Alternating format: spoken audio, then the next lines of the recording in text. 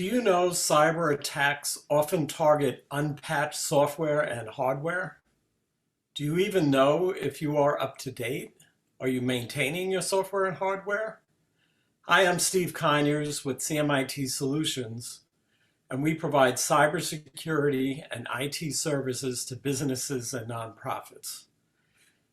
We recommend that you be monitoring your network for cyber incidents, as well as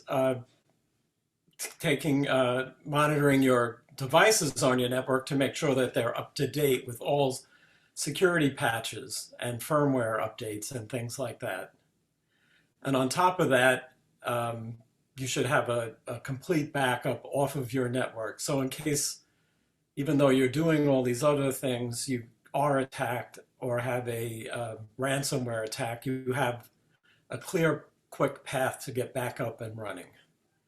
So if any of this is interesting to you, you can click below and schedule an assessment of your environment.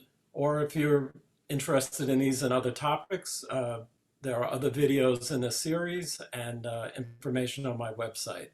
Again, I'm Steve Conyers with CMIT Solutions, hoping you have a safe and secure day.